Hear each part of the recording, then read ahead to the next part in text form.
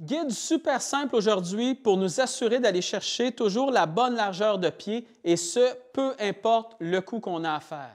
Lorsque vous avez de très courtes approches à faire, donc de tout petits coups près du green, vous allez vous assurer que vos pieds soient à l'intérieur de vos hanches. Donc, prenez ça comme point de repère. Imaginez-vous vos pieds toujours à l'intérieur de vos hanches. Et quand vous allez faire votre mouvement comme ça, parce que vos pieds sont à l'intérieur de ces hanches-là, bien, ça va vous assurer quand même d'aller chercher une bonne rotation. Donc, ça facilite la rotation, en plus d'aider grandement au niveau de la qualité de contact. Lorsqu'on arrive avec un coup légèrement plus long, donc disons qu'on a à peu près un pitch à faire, donc on parle d'environ 40 verges, donc à peu près 25 mètres.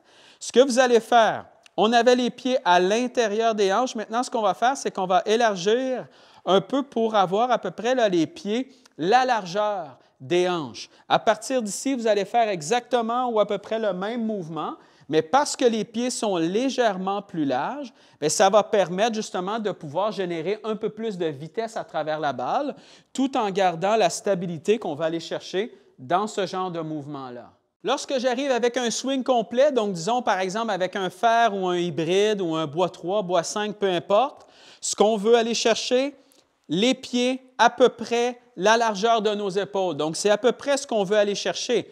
Quand vous allez faire ce mouvement-là, vous pouvez y aller légèrement plus large, légèrement moins large aussi, c'est correct. Vous pouvez l'adapter un peu comme vous le sentez, mais gardez à peu près cette base-là. Et quand vous allez faire ça, vous allez sentir que maintenant, parce qu'on élargit un peu plus les pieds, et parce qu'on fait un swing complet, donc on va chercher plus de vitesse, plus de rotation, bien, on a besoin justement de cette largeur de pied-là pour être capable de bien faire le mouvement. Très souvent, les erreurs qu'on va voir vont être, par exemple, le fait qu'on veut faire un swing complet avec des pieds qui ne sont vraiment pas assez larges. Et la problématique là-dedans, c'est qu'on va souvent être en perte d'équilibre.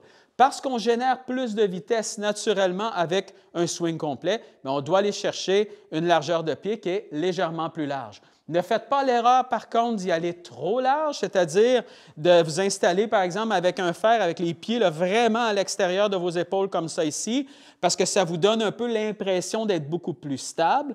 Mais n'oubliez pas, si vous êtes trop large comme ça ici, oui, vous allez vous sentir comme si vous étiez stable, mais vous allez être capable, vous allez en fait avoir beaucoup plus de difficultés à tourner et donc à générer de la vitesse, ce qui va à la fin grandement vous nuire. Finalement, avec le driver, on y va à peu près l'intérieur de nos pieds, la largeur de nos épaules. Même principe qu'avec le swing complet avec les fers ou le bois 3 que je vous disais tout à l'heure. Faites attention, pas trop large. Très souvent, c'est ce qu'on voit avec le driver.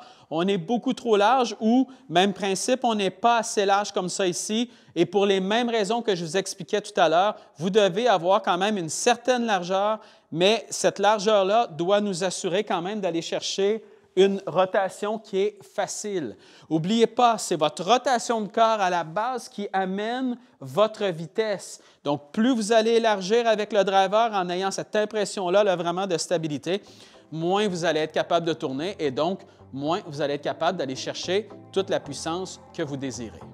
Donc, avec le driver, on installe à peu près l'intérieur de nos pieds, la largeur de nos épaules.